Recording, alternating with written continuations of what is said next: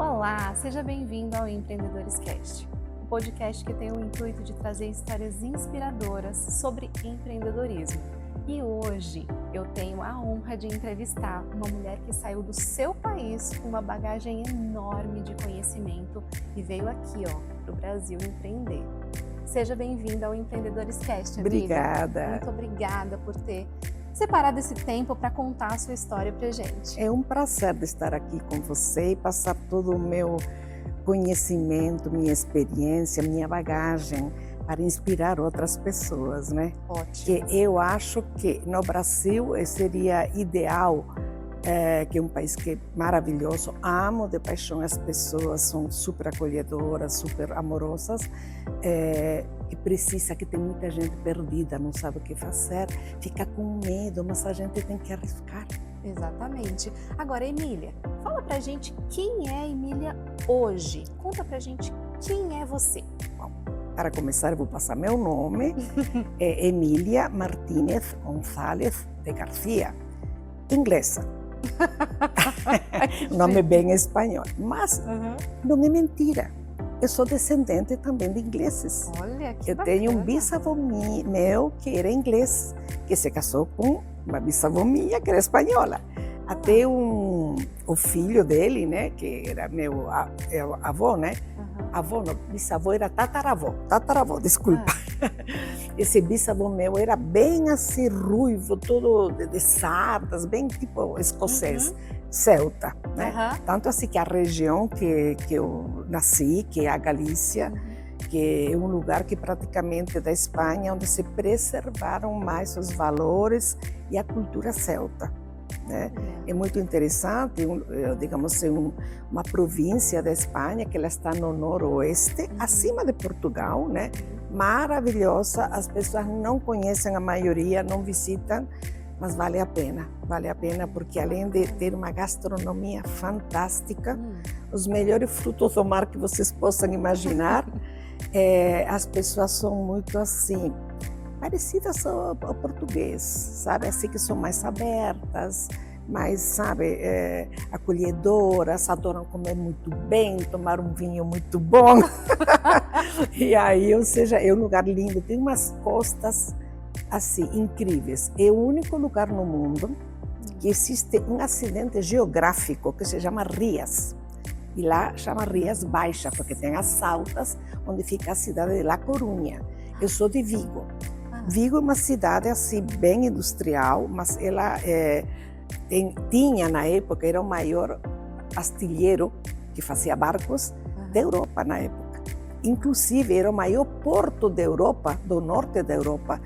Na época da guerra, né, da Segunda Guerra Mundial, os emigrantes que vinham da Alemanha, da França, da Itália, iam embarcar em Vigo. Olha que interessante. E uma coisa que é fascinante, essas rias que são entradas como línguas de mar que entram dentro da terra. Em Vigo nós temos uma ria que chega a 36 quilômetros, que avança sobre a terra. É assim, tem umas vistas assim incríveis, um mar assim, logicamente agitado, porque é o Oceano Atlântico, e é praticamente quase que se junta com o mar, digamos, Cantábrico, né? Que seria o que cobriria a área do norte mesmo da Espanha, que são os Países Bascos, tem a Santander, que seria a Cantábria, é a província Cantábria, e a Galícia. Olha que bacana, acabamos de conhecer uma parte da Espanha. O norte da Espanha, gente, falo para as pessoas que têm que conhecer, vale a pena. Vamos conhecer, eu vou conhecer com a Emília. É muito bom, porque todo mundo vai para o sul, lá é muito mais árido, né? Inclusive se fala um espanhol mais entendível, porque o sul da Espanha tem muita influência, digamos, árabe, brutal. Estiveram 800 anos, 8 séculos estiveram em Espanha, então deixou muitos caracteres, muitas palavras, digamos, costumes, gastronomia que tem uma influência enorme árabe. O norte da Espanha já não é assim, é mais, digamos, autêntico, tanto assim que a Galícia uma província que se fala, antigamente se falava, hoje já não, mas estão recuperando para voltar, o galego. O galego foi considerado pela Real Academia Espanhola como um idioma, porque ele tem verbos, ele tem tudo como um idioma. E antigamente existia o Reino de Portugal, que pertencia à Península Ibérica, ou seja, a toda os reis católicos na época quando Colombo, foram eles que praticamente suministraram todos os custos da viagem para, se supunha, as Índias. Olha, então... Colombo, ele pensou que estava indo para a Índia, que era aquele comércio de especiarias, sedas que vinha da China, que era o caminho das Índias. Só que no final descobriu a América, mas não descobriu a América, porque antes dele teve nossos vikings, ou seja, uma série de... Então existe uma língua chamada galego. Galego. E é interessante que quem não sabe português, eu não falava galego, porque nós morávamos na cidade, né? Que mais no interior, né? Que falam galego. Você vai para Portugal e você quase entende tudo que falam, porque é praticamente igual. Ou seja, alguma palavra muda só. É muito, muito interessante. Agora, Emília, você nasceu na Espanha. Isso. E qual é a ligação com o Uruguai? Conta pra gente essa história do Uruguai. Realmente foi assim uma trajetória assim muito marcante, né? Meu pai era uma pessoa assim muito empreendedora, uma pessoa muito inteligente, né? Muito visionário, e ele sonhava com ser engenheiro. Pediu uma bolsa para o Estado para fazer a universidade, né? E essa bolsa não chegava nunca, né? Aí até ele casou, porque ele foi na guerra, ele esteve na guerra, digamos, da Espanha, que foi a primeira guerra, que foi a Guerra Civil, no 39, que foi que acabou. Logo em seguida veio a guerra da Europa, né? E aí falou assim, eu daqui não vou conseguir nada, então eu vou abrir caminhos, e muita gente estava vindo para a América, depois da Segunda Guerra Mundial, porque toda a Europa ficou destruída, e para você levantar um país leva anos, né? Aí ele pensava sempre na minha irmã e em mim. Ele era uma pessoa tão assim que se preocupava pela cultura, de que as filhas fossem profissionais, que elas fossem independentes. Ou seja, ele já tinha uma mentalidade muito assim adiantada, né? Apesar que era, logicamente, como homem daquela época, machão, né? Com minha mãe era machão, conosco não. Ele queria que fosse... É um pai cuidadoso. Cuidadoso, mas aí até hoje eu levo ele no meu coração, né? Está vivo, igual que minha mãe. Eles foram que nos deu assim o amor, o carinho, sabe, aquele apoio incondicional, né? Meu pai era o maior orgulho de ter as filhas formadas, sabe? Era um sonho que ele tinha, pela dificuldade que ele teve, né? Então era o sonho dele ir para o Uruguai? Não, em realidade ele ia vir para o Brasil. Aí, ou seja, quando o navio, ele comprou a passagem, ele veio primeiro, e aí ele, no ano 55, né? Que ele decidiu vir, aí logo chegou aqui no Brasil, chegou na Bahia, ele viu umas coisas que não gostou, né?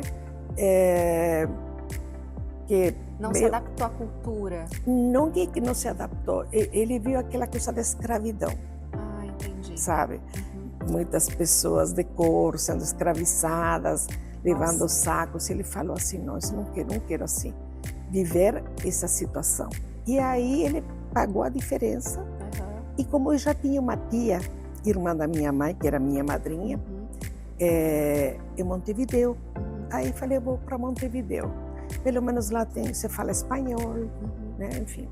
E aí veio para Montevideo. Aí ele trabalhou, ganhou muito dinheiro nesse intervalo, porque ele tinha uma especialidade assim muito sofisticada, que ele chegou na guerra, tiraram das trincheiras para fazer armas. Porque ele era um torneiro mecânico assim de primeira linha, era quase um engenheiro, né? Uma pessoa que não parava de estudar. E ele era muito preparado, amava ler também. estava sempre bem informado, né? E era muito, como eu te falo, visionário em tudo isso, né?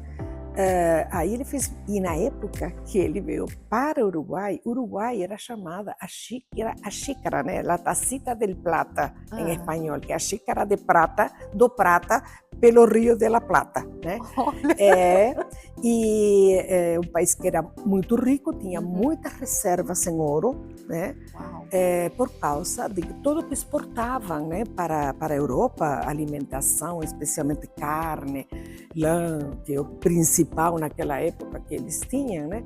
E, logicamente, depois com os governos, né? Ou seja, vão dilapidando todas as reservas monetárias, né?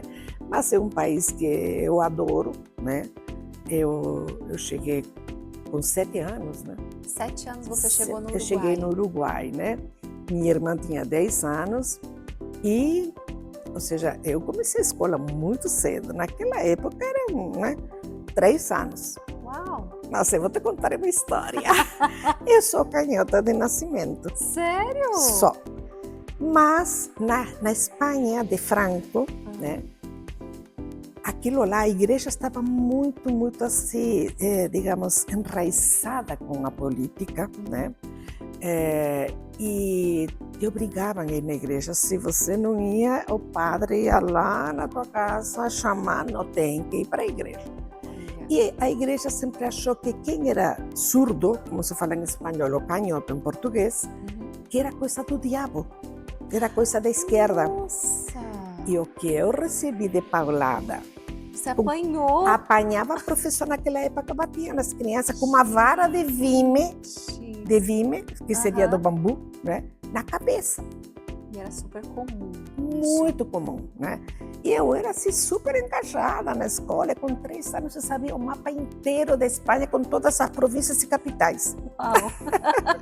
Eu adorava. Bom, moral da história, eu cheguei no Uruguai, logicamente, uma cultura bem diferente, apesar que teve uma imigração que realmente foi a que predominou, foi a espanhola, em sequência foi o italiano e a coletividade judia, né? Vieram muita gente de vários países da Europa e também tinha alguma russa, ucraniana, mas eram assim, digamos, bem menos em quantidade de pessoas. Mas tanto assim que em Uruguai existia, se não me engano, acho que eram 36 ou 38 clubes espanhóis. Uau!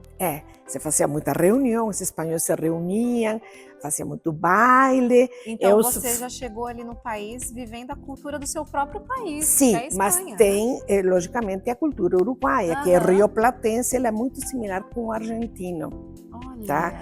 o idioma rioplatense, porque ele é único, ele, digamos, tem muitas características similares na Argentina e Uruguai, ou seja, só o uruguaio ou o argentino consegue distinguir quem é quem.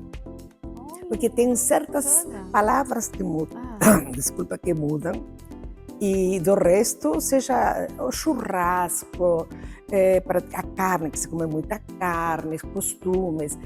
O que tem um pouco de diferencial na comida, que na Argentina, especialmente Buenos Aires, a capital, ela tem muita influência italiana, porque ela predominou a imigração italiana e depois a espanhola.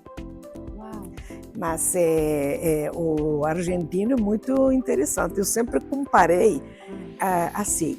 Ele tinha a elegância do inglês, quando eu ia muito frequentemente para Buenos Aires, né?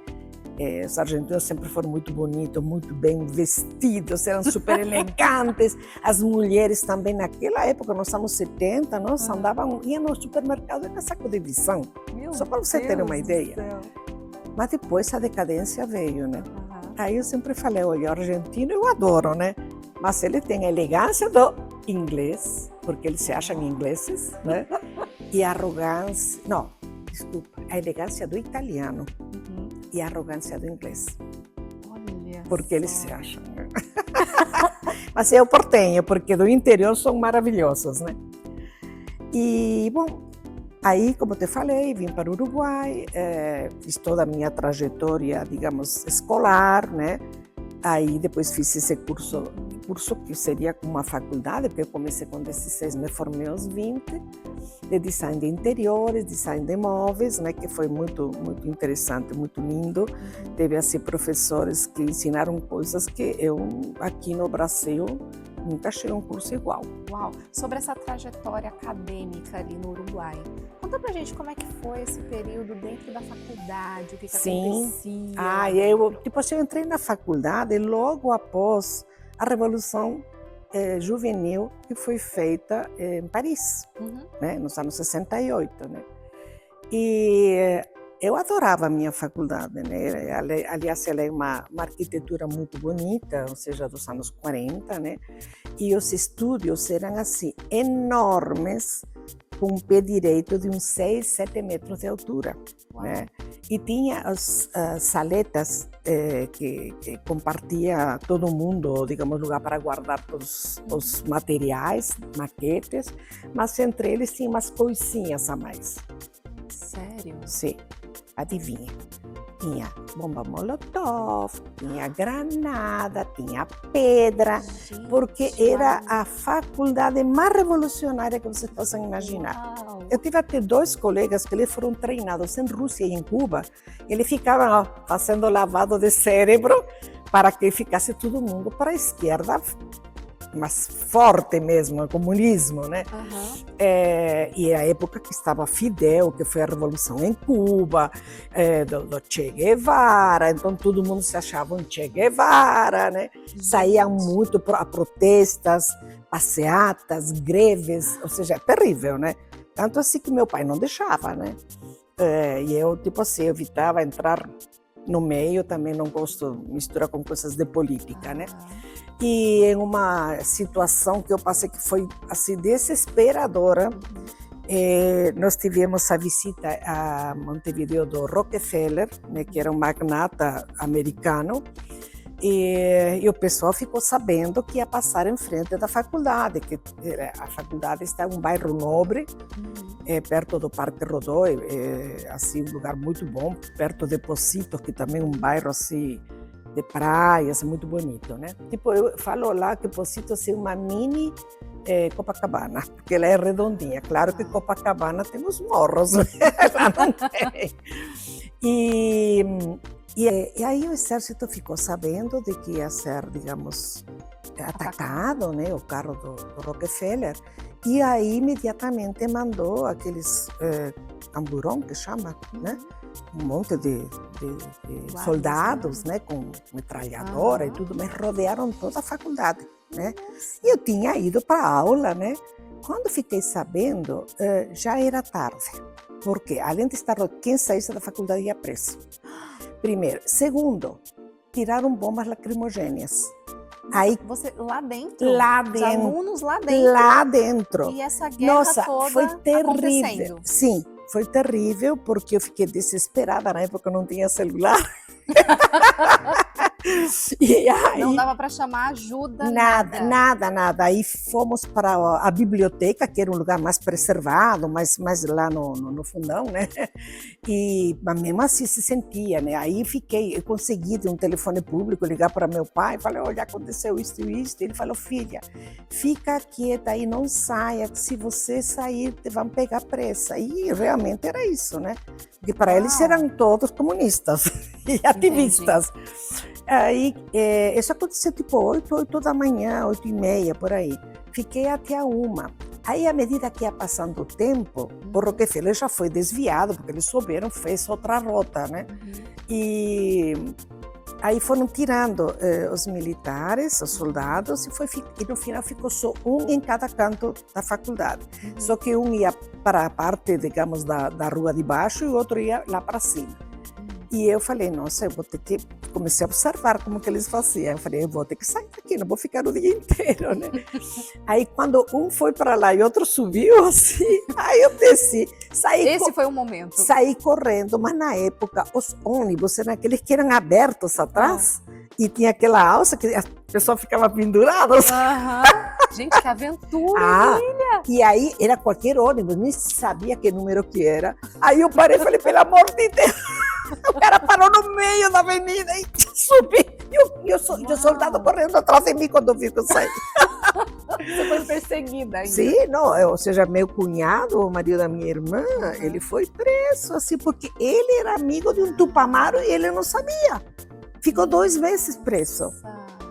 Ou seja, tem muita história, muita história. Gente, e assim, você vivendo toda essa situação ali no Uruguai, o que te fez vir para o Brasil? Então, justamente todas essas situações que nós vivíamos, na época que teve um grupo sedicioso que chamava Tupamaros. Eram todos assim, profissionais liberais, inclusive a maioria da alta sociedade.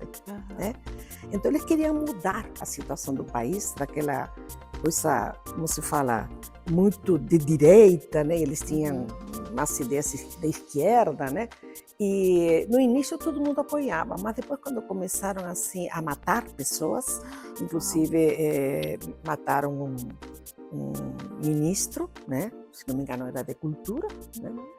Aí, ou seja, aí a coisa começou a mudar. E depois o exército deu golpe de Estado. Era assim, uma luta diária que você não sabia se voltava em casa, se estava em um ponto de ônibus, você não sabia se conseguia voltar em casa. Nossa. Porque era metralhava, ninguém sabia quem era Tupamaro, às vezes nem os pais das pessoas que eram Tupamaras. E aí eu tinha até uma colega minha, mas isso foi quando eu fiz preparatórios de arquitetura antes de entrar na faculdade, que lá o sistema de estudo era diferente. Ela namorou um rapaz, então ela namorou um rapaz, ela começou muito novinha, eram do interior, né?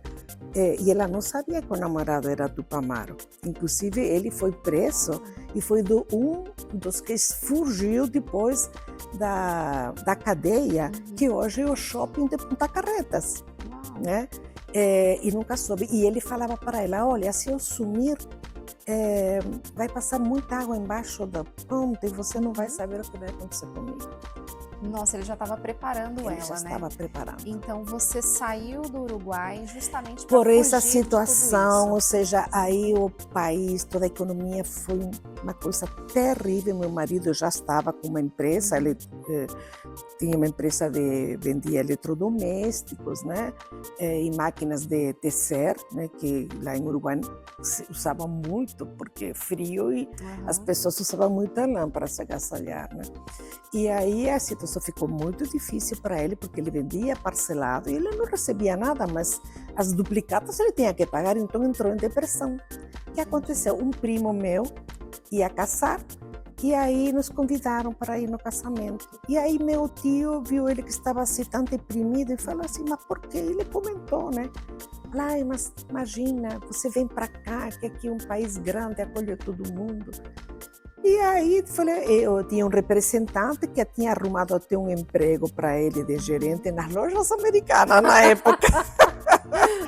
E aí ele era administrador de empresas, né? E aí era uma época que o Brasil não aceitava imigrantes. Sério? Você não conseguia documentação. Então era assim, você conseguia de repente ficar 3 meses como turista, mas terminou e tinha que ir embora, né? Uau. E coincidentemente, bom, ele veio, a cara de pau, se hospedou, que meus tios estavam em muito boa situação, aí tinha uma casa muito grande, né? Eles tinham 3 filhos, e falou, não, você não vai ficar sozinha, você vai ficar conosco aqui em casa, né?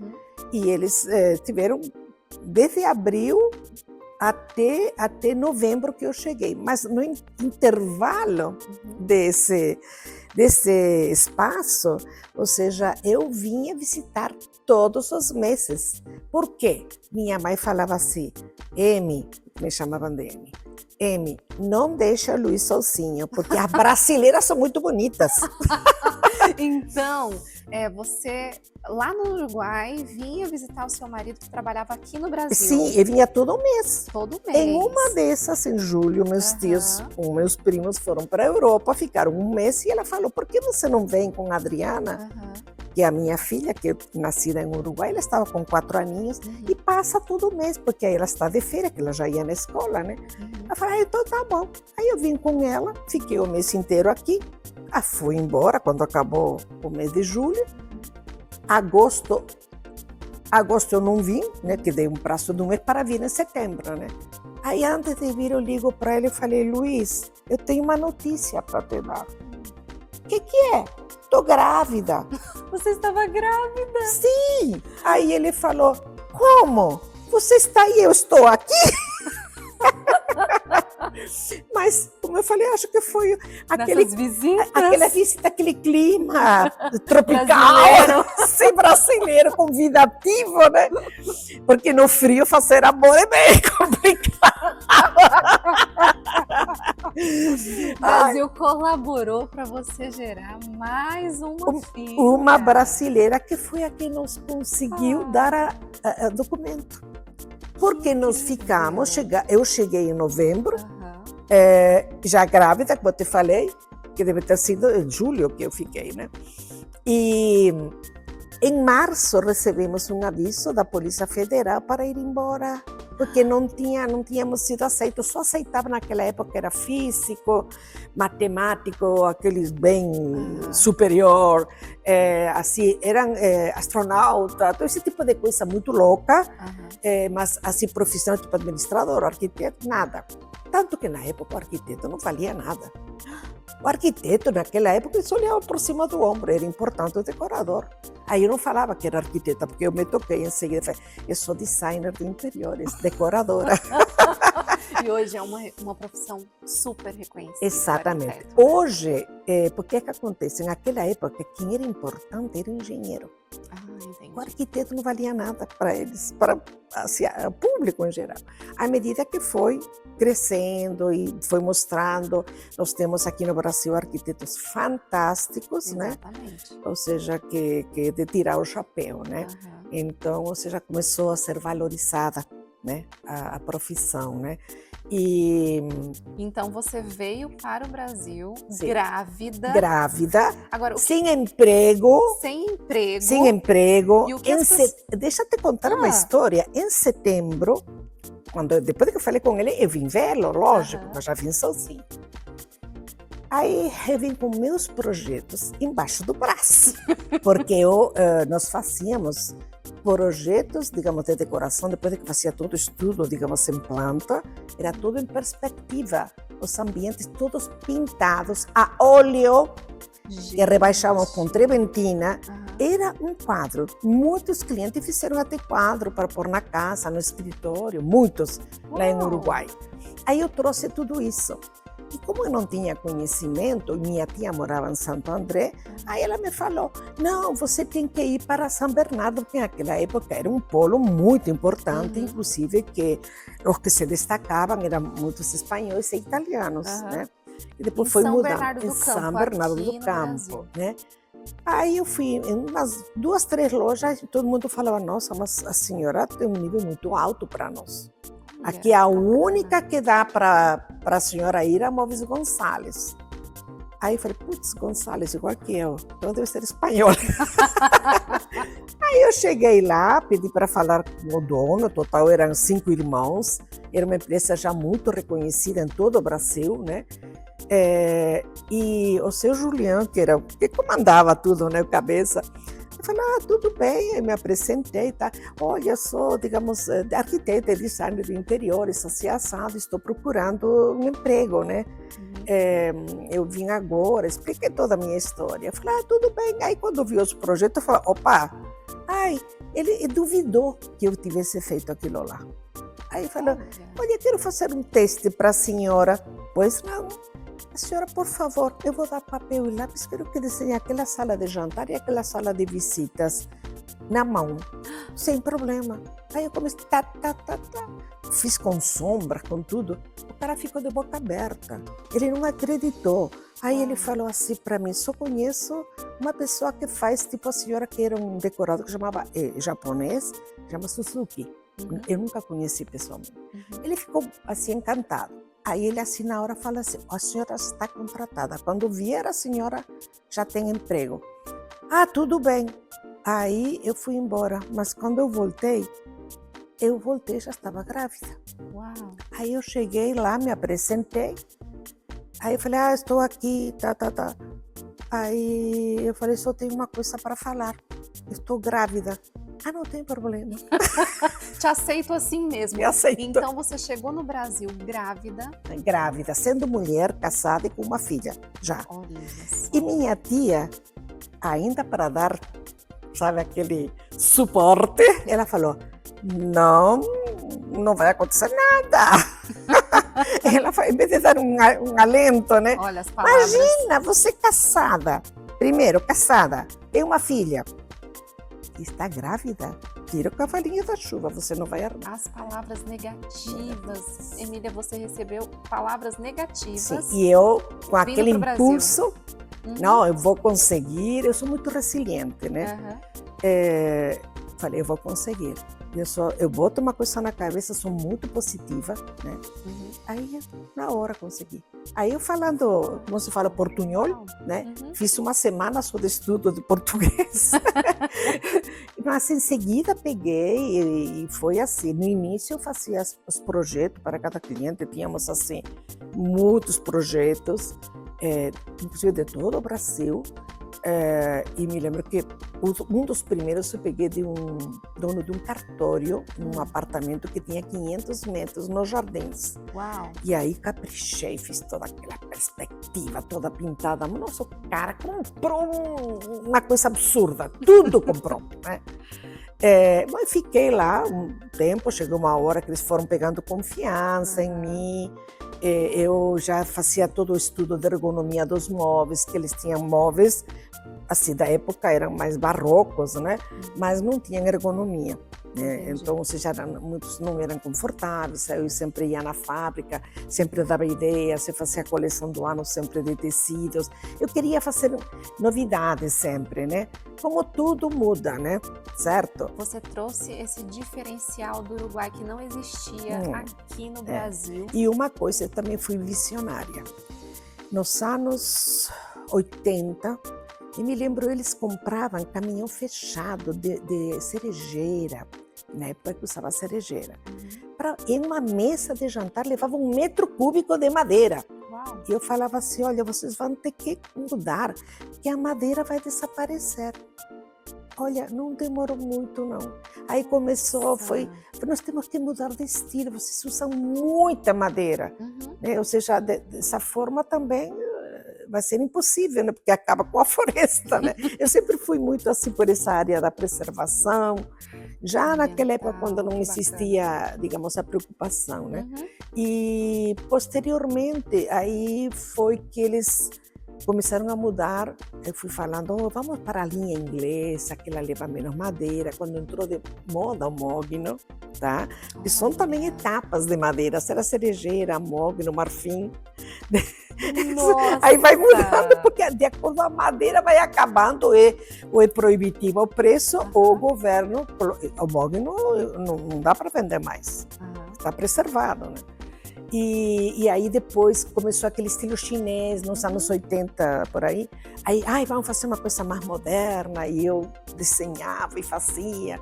Depois veio aquelas outras linhas de laca, e foi mudando, porque senão eles iam fechar a empresa se continuava com um estilo que não estava já mais usando. Você me entendeu? Tinha que fazer essa modernização. Modernização, você tem que acompanhar. Também, né? Tudo, eu sempre falo, tudo se baseia na nossa história. Nós não podemos apagar a história, porque nós somos feitos da história, de nossas histórias. Então, tudo tem que ser levado, porque isso daí é a preservação de nossa memória, não é? Eu, por exemplo, tenho, apesar que hoje é muito difícil conseguir móveis clássicos, né? Eu amo de paixão, porque eu conheço a fundo, digamos, os estilos e a história e tudo mais. E aí, por exemplo, minha casa, meu apartamento é contemporâneo, mas eu tenho antiguidades. Eu tenho a história de uma poltrona e você não acredita. É a memória emocional. Memória emocional. Por isso que eu sempre falo, eu trabalho com design afetivo. Que lindo. Né? Porque tudo que você traz para sua casa, isso deixa memória nos teus filhos. Exato. As reuniões de família, aqueles dias especiais, de aniversário, de Natal. A mesa que você senta para fazer as refeições. Isso daí fica assim, na história da família. Né? Eu só falo e me arrepio, né? Então, por isso que eu falo, hoje em dia está muito em voga você misturar, trazer a história junto com o contemporâneo, então misturar clássico com contemporâneo. Tem que saber fazer com muita classe. Olha né? que lindo. É. Ouvindo você falar, eu quero saber, assim, da sua trajetória. Você chegou aqui no Brasil, foi trabalhar para uma pessoa. Fiquei 11 anos. Ficou 11 anos, não me deixavam sair. Ganhou uma experiência muito grande, conheceu os brasileiros, Sim. né? Para depois montar o seu próprio Quando negócio. eu me senti segura, Uhum. né? Claro, eu praticamente vim para o ABC. O ABC dominava, mas eu tinha muito cliente em São Paulo, Uhum. porque a empresa fazia muita feira de imóveis. Chegamos a ir 2 vezes, inclusive, para Salvador, na Bahia. Lá tinha assim, obras grandes, né? E vinham de todo o Brasil, inclusive de fora do Brasil. Vieram de Paraguai, de Venezuela, que mais de Peru. Eu fazia os projetos, eles traziam as plantas e aí eles compravam os móveis. Cheguei a fazer uma casa de 2.000 metros quadrados. Foi a maior venda que eu me lembro da minha história. O projeto para um libanês que ele veio no Brasil comprar madeira, comprar móveis. Decoramos toda a casa de longe, à distância, mas ele trouxe o projeto, eu fiz todo o projeto. Dava para andar de avião por dentro, tão grande que era, né? E aí, que desafio, foi 2.000 metros 2.000 metros. Já teve clientes que na feira vinham de Mato Grosso, tinha muito fazendeiro, né? Me lembro que uma senhora, era uma doutora, falou assim: Emília, eu adorei estes móveis, só que eu tenho terreno, mas não tenho a casa, e como que eu faço?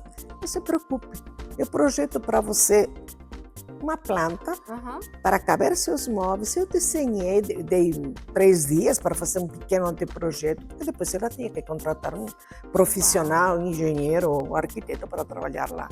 Aí depois ela me ligou e falou: nossa, Emília, ficou maravilhosa. Você conseguiu trazer para a cliente visualizar como seria a casa dela. Que bacana! E aí, digamos, no projeto colocando o que ela queria, porque era uma mesa enorme que tinha 2,50 m por 1,30 m. Essa mesa que eu te falo que chamava barroco romano, que eu que colocava até os nomes nos móveis. Além de desenhar, você colocava o nome. Porque o que te lembrava mais ou menos era com leões, então que traz na memória, né? Aquela coisa do uso dos leões na época romana, né? Com, digamos, os gladiadores e tudo mais. Né? Aí eu coloquei barroco romano. E era uma mesa enorme, então precisava uma sala de tamanho bem diferenciado para poder ela aparecer e não ficar muito pesada. Tinha 4 leões, um em cada canto. Emília, falando sobre atender o seu cliente, né? Muitas vezes a gente olha assim, mas o que o cliente quer? Quando você vai atender os clientes, quando você ia atender esses clientes, qual era o seu diferencial para que eles fechassem com você? Olha, eu sempre fui uma pessoa assim, não sei, muito intuitiva. Sua intuição. Minha intuição sempre Você prevaleceu. Confia na sua intuição. Eu confio. Olha, eu tenho um anjo que acho que me protege e me inspira. A intuição e a fé. E a fé, alinhadas. exatamente.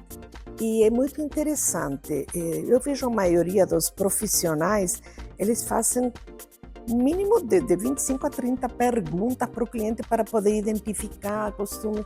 Eu nunca fiz isso. Sério? Nunca.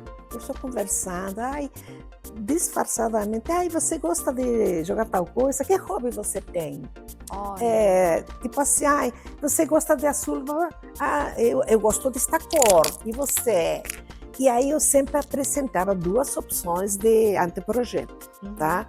Mas eu sempre já falava, olha, a primeira é a minha opção, a segunda é a opção que vocês pediram. Aí vocês têm como escolher. E o cliente? Qual que ele optava escolhia? sempre pela primeira, evidentemente. Olha, tem uma história bem interessante. Eu tive um cliente que eu fiz em um apartamento até pequeno, que eu fiz o primeiro apartamento para uma queridíssima advogada que chegou a ser minha cliente, que ela me conheceu através de outra cliente que teve um embargo na obra, porque foi denunciada numa cobertura de 1.000 metros que eu tinha feito, e ela que entrou para poder, digamos, desenrolar, né, com a prefeitura. Aí, quando ela veio me visitar no escritório, o que salvou foi que eu pego sempre as fotos antes e aí mostrava a data que tinha entrado para fazer a obra, só que a obra que eles alegavam que estavam fazendo já estava, então não era minha cliente que tinha comprado o apartamento, você entende? Então ganhou o processo. E aí ela gostou muito e falava para mim, nossa, teu trabalho é muito bonito, mas aí gostaria muito de fazer com você, mas eu não tenho dinheiro para te pagar. Mas por quê? Eu falei, eu me adapto ao cliente que tenha qualquer bolso, tem pouco, eu faço daquele jeito, né? E aí eu falei, vou te indicar meu sobrinho, né? Aí fiz o apartamento, era um apartamento de 180 metros, se não me engano, né? Aqui no Alto da Boa Vista. E aí ela, quando viu o apartamento da outra cliente, ela amou, né? Porque 1000 metros de cobertura, nossa, imagina, né? Aí, depois que terminei, aí foi o pai deste cliente que tinha comprado o apartamento para o filho, a casa de 500 metros. A sua vez, eu fiz o apartamento do filho, advogado, que queria morar sozinho nesse prédio que eu te falei, que era lá no Itaim, que estava esse outro cliente, porque depois a moça da recepção, eu vi que o nosso trabalho era um trabalho limpo, honesto, bem feito, respeitando tudo, que ela me indicou 8 clientes em esse prédio. Fizemos 8 projetos. E onde estava aquele rapaz que ele tinha feito design, mas trabalhava com marketing. E aí ele mandou fazer o projeto, aí ele falou, tipo assim, eu quero fazer outra coisa. Foi o único em tantos anos de bagagem, nossa, que me questionou o projeto. Aí eu falei, tudo bem. O único cliente o único que se opôs àquilo que você estava propondo foi o cliente que pesquisou, né, com outros profissionais e depois voltou e fechou com você? Não, mas além disso ele mandou mudar o projeto, dando os palpites dele. Antes, né? Olha. Aí eu falei, tudo bem. Tipo assim, a gente tem que se adaptar ao cliente, eu gosto do cliente e respeitar. Só, entre aspas, eu sou muito sincera, muito honesta, eu falei assim, olha, isso não vai ficar bem por isto, por isto e por isto. Mas se você quiser fazer, faça, mas não fale que eu fiz. Eu estou fora. Entendi. Não fala que a arquiteta Emília Garcia fez o trabalho. E você tem um nome a zelar. Exatamente. Meu nome é reconhecido no mercado justamente, digamos, pela dedicação. Eu sinto assim muito amor pela profissão, que até os clientes falam para mim, nossa, teus olhos brilham quando você mostra um projeto. Porque eu vivo. Eu faço assim como se fosse o único que eu tenho. Então, eu estou com esse cliente e eu me dedico assim 110% para ele. Que lindo. Sabe? Não é que fica atendendo o telefone de um, de outro. Eu desligo o telefone e ele presencialmente, ele vai ter a sua profissional do lado, apoiando, dando os melhores conselhos, melhores produtos, as qualidades mais reconhecidas no mercado de todos os produtos, né? Eu sempre selo muito pela qualidade. E eu tenho uma história para contar. Meu primeiro cliente, que foi em São Bernardo, quando eu montei o meu showroom e eu tinha o escritório, né? Ele foi o primeiro que eu tive, foi muito engraçado. Existia a lista de páginas amarelas. Então me ligou uma cliente falando assim, olha, gostaria que você viesse dar uns palpites aqui. E era em Ribeirão Pires. Aí eu fui, né, longe, mesmo de São Bernardo, e eram um condomínio fechado, muito lindo, eram 2 sobrados. Eu falei, eu quero unir os 2 sobrados, mas não sabemos como vamos fazer. Aí tudo bem, deixa, eu faço uma proposta, tá? Fiz o projeto, adoraram, foi feita toda a reforma, a decoração, né, de 30 anos atrás. Depois de 30 anos, me liga por telefone. Fala, Emília, seu trabalho é tão bom, que meus móveis estão tudo impecável. Depois de 30 anos. Depois de 30 anos. Falei assim, nossa, você vê como que é? Eu faço coisas tão boas que eu morro de fome, porque você demora 30 anos para voltar. E voltou. Ele voltou. Fidelizou o cliente. Ele quis fazer uma mudança. Eu fiz na época do home theater, que ele amava. Tinha uma coleção de CDs enorme. Aí fiz tudo certinho para ele. Fiz na época que estava assim, várias tendências, mudei, né? O gesso era todo moldurado. Enfim, adorou. Pois agora, depois disso, lá pelo 2014, acho que foi, me chamou para fazer um apartamento que eu tinha comprado em Santos, na ponta da praia, um apartamento maravilhoso, uma vista sensacional. Eles amaram, amaram, aí fiquei expondo para eles que as cores perto do mar tem que mudar. Uau! Então, porque as cores, eu fiz curso nos Estados Unidos de cromoterapia, Olha. e eu fiquei me entroçando com essa cor da cor, que influência dá para as pessoas, tanto psicologicamente como fisiologicamente. Impressionante, Então, que influência Santos é um lugar oferecer quente, para o úmido, cliente, que bacana. né? E aí, ou seja, eles gostavam de cores mais quentes. Falei, não podemos fazer cores quentes, nós temos que trabalhar com cores frias aqui. E aí fiz todo um tons da cor, ou seja, tudo me remeteu ao mar. Uhum. Então, tudo que é mar te dá refresco, né? E aí fiz com as cores da cromoterapia, que te deixa tudo mais sossegado, mais bem relaxar, época de férias, o fim de semana, nos azuis e nos verdes, né? Agora, Emília, falando, por exemplo, de empreendedores que estão Sim. iniciando, empreendedores que já estão numa caminhada, o que, com toda a sua experiência, você daria de conselho para essas pessoas? Olha, eu realmente digo que nunca desista, tenha fé em si, que você consegue. E errando que se aprende. Você levanta de novo e recomeça. Hoje existe o Design Thinking, inclusive minha filha é jornalista, ela é especialista, ganhou uma bolsa em Stanford para se especializar nesse assunto. E é como você se reinventa. E uma das coisas que ela comentava quando ela voltou para o Brasil, ela falou, mamãe, impressionante, é só errando que você aprende. Então você tem que errar e recomeçar, porque aquilo que você errou vai servir para te ancorar e ir para frente, porque você é experiência, você entendeu? Meu pai sempre falava assim, filha, quando você empreender alguma coisa, imagine uma escada, você vai subir um peldaño, mas antes de subir o outro, você olha para trás, porque a subida se sobe de repente, a caída é muito grande. Uau! Então, esse foi um ensinamento muito, muito forte. E eu sou assim, eu sou segura, eu sou uma pessoa que sou assim, bastante, digamos, econômica, no sentido que não despilfarro dinheiro, né?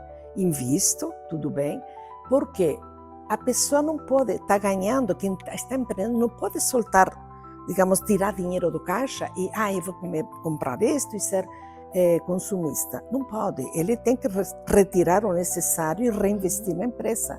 Se você começar a gastar, você não chega a nenhum lugar. Exatamente. Tanto é assim que nós fizemos um curso, né? Sim. Vou falar no Sebrae, que foi fantástico, Nossa. que nos deu assim uns insights maravilhosos. E vou fazer mais cursos. Ou seja, nunca é tarde, nunca, para você aprender. Exatamente. E se superar. Exatamente. Emília, e você falou uma coisa muito interessante para mim nos bastidores, que é sobre recomeçar. Sim. Estou sabendo de uma novidade que está vindo por aí e eu quero que você feche esse programa com chave de ouro, falando dessa novidade. Bom, eu vou contar uma história, um acontecimento que passou, foi bastante triste, né? Na época da pandemia, eu que descobri porque eu vi uma alteração no pescoço do meu marido e encontraram um câncer assim muito, muito agressivo, né?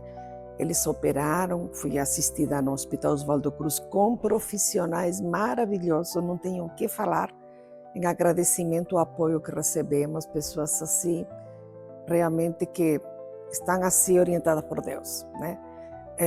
Foi operado, tiraram tudo, mas quando operaram ele já estava com metástase e os tumores foram para o pulmão. Então ficamos assim, eu fiquei totalmente desestruturada, né? Porque eu precisava dar atenção, é uma vida junta, assim que já dura muitos anos, já fizemos bodas de ouro, né? Bodas de ouro. Eu comecei a namorar muito novinha, com 15 anos, né? E casei muito nova também. Então, eu fui obrigada a parar de trabalhar, porque em primeiro lugar estava meu marido, meu companheiro de tantos anos, né? que a gente mantenha assim a chama viva, né? Não, que não pode se apagar, né? Não. E era um momento que ele precisava de muita ajuda. Aí eu decidi fechar o meu escritório, o showroom, que eu tinha na Granja Julieta, e fiquei cuidando dele, levando todo dia para o hospital, né? Sempre torcendo, eu tinha muita fé que ele ia se curar, eu rezando todo dia para a minha Virgem de Fátima, que eu amo. Ela já me concedeu vários milagres, né? E depois de 2 anos e pouco, né, na luta, mudou o tratamento. O Dr. Cheng, que é o especialista em oncologia lá do hospital, um profissional assim de um coração incrível, ele nos deu muito suporte, né? Ele propôs um novo tratamento, porque o primeiro não estava dando certo. E recebemos a notícia já em março que os tumores tinham diminuído 50%. Uau, que maravilha! Aí eu já comecei, sabe, eu já fiquei, meu Deus do céu, ele vai se curar, eu tenho fé em Deus que vai se curar. Aí continuou fazendo o tratamento e agora em agosto, não, foi em julho, fez outro PET e os tumores sumiram. Uau! Gente, vocês não podem imaginar a emoção. Foi muito, muito grande. Aí começou a dar, sabe, aquela coisa, aquela energia, aquela intuição. Falei, nossa, ele vai ficar bem, ele está ficando bem, ele está recuperando, graças a Deus. Tem que engordar agora. E eu, assim, senti uma vibração, porque foi uma vibração.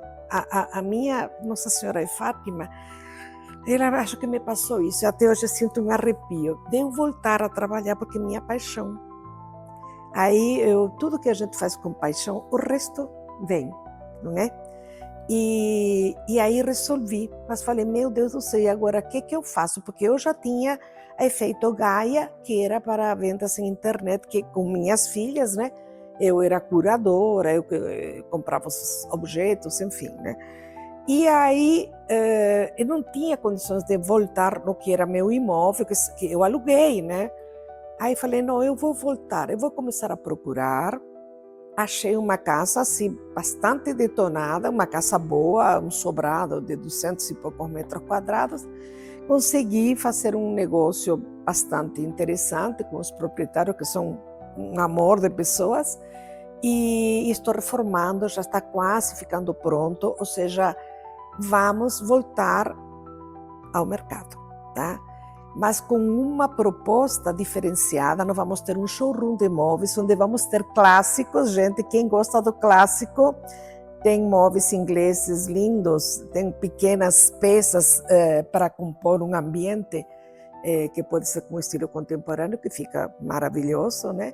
Tem também estilo contemporâneo, vai ter um ambiente que vai ser com a tendência atual, orgânica, vai ter texturas da Di Fragoso, que eles estão participando, assim, cedendo material com coisas diferenciadas. Vamos ter a Fórmica, uma empresa que eu adoro, que sempre me apoiou e adoro e continuo apoiando eles também, dando meus depoimentos, né? Porque tem materiais sensacionais, eles estão doando também materiais para colocar no showroom com novos produtos e um lançamento que não está nem no mercado.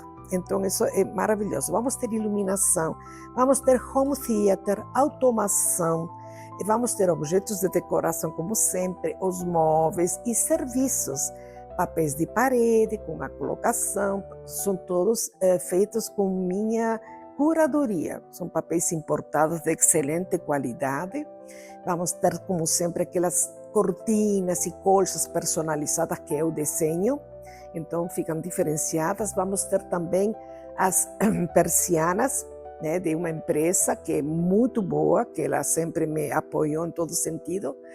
E vamos ter também da Quick Step, que é uma empresa que eu assim, realmente pesquisei e é fantástica, uma empresa holandesa que trabalha com pisos laminados e vinílicos. Eles estão, digamos, fazendo uma demonstração no espaço, né, no showroom, cedendo uma parte do material, E aí vai ter assim uma quantidade, digamos, de propostas diferentes para oferecer para os meus colegas, né? Sabendo que eu preservo demais da qualidade, né? Tanto de mão de obra como de produto, né?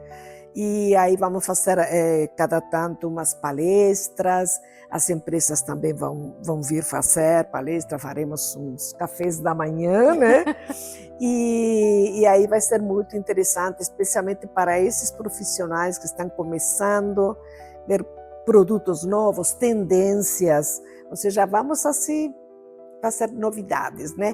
E os profissionais de arquitetura, decoração, exatamente, vai ter a oportunidade de vir. Será um espaço de encontro. Um espaço também, de encontro, networking. Exatamente. É o networking, a troca de ideias, a troca de profissionais, digamos, de obra, que a gente passa muita informação, e é importantíssimo esse networking, né?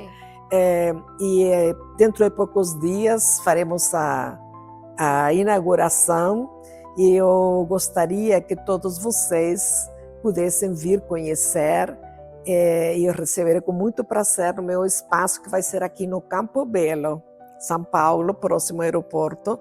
Um lugar muito legal, um lugar nobre, tem estacionamento, não para muitos carros, mas tem para 3 carros, e temos manobrista também, né? Então, logo vou assim sentir muita alegria de receber todos vocês, ok? A expectativa desse novo ambiente, eu também estou, porque eu passei lá, gente, está tudo em obra, e a Emília começou a me explicar cada detalhe, de onde vai ser cada coisa. Olha, estou ansiosíssima para participar de tudo isso. E faço questão de vir na inauguração, viu? Com toda certeza. Muito obrigada pelo seu tempo. Obrigada a você, pela sua querida. História. Eu tenho certeza que muitas pessoas se inspiram em você e outras vão se inspirar ainda mais. Olha, eu adoro passar minha experiência e meu conhecimento. Porque conhecimento não é para ficar com a gente. É uma coisa de Deus, você tem que passar para os outros. Eu tive estagiárias, eu explicava, mostrava, porque eu já sofri muito no Uruguai. Quando eu comecei recém-formada, eu tive digamos, era uma loja, tipo uma boutique de decoração, trabalhava com coisas exclusivas a um alto nível, muitos diplomatas, embaixadores faziam móveis lá, né? E ele se escondia para desenhar as plantas técnicas dos móveis. E como eu também fiz o design de móveis, nós desenhávamos de repente uma cadeira Luís XV ou uma cadeira Luís XVI em tamanho 1 por 1, um Wattmann, tamanho natural, na prancheta de um Wattmann, né? Que incrível. E aí, só que lá naquela época nós podíamos ter essa vantagem de mandar fazer uma cadeira ou 2 cadeiras. Aqui no Brasil nunca foi possível isso daí, porque ficaria um absurdo, né? Certo? E aí ele se escondia. Mas eu tinha, assim, recém-formada, uma avidez por aprender. Eu comprava muita revista. E na escola de decoração, eles nos falavam, professor, olha, você tem que ficar olhando uma revista, olha, porque vai gravando tudo, né? 5 minutos, fica olhando, depois passa a folha, fecha o olho e veja aquela foto com todos os detalhes. Por isso que hoje eu tenho uma visão tão aguçada que eu lembro, gente, até de projeto que eu fiz faz 30, 40 anos atrás. 40 não, 30 sim. Até da cor do tecido. Não, você tem uma memória maravilhosa porque nos contou tantas coisas sobre a Espanha, sobre o Uruguai, tantas lembranças aqui do Brasil. Eu me sinto muito honrada de ter tudo isso. E eu muito honrada de estar neste país maravilhoso, que todo mundo ama. Olha, não tem pessoas que eu conheço muito estrangeiro. Fala Brasil, fala, ai, que delícia, que lindo. Brasil. Aí, Brasil. Com a Emília. Muito obrigada. Queridos, eu agradeço por você ter ficado até aqui ouvindo tudo aquilo que a Emília falou. Foi uma entrevista maravilhosa. Então dê o seu like, se inscreva no canal e eu te vejo na próxima entrevista. Tchau. Tchau.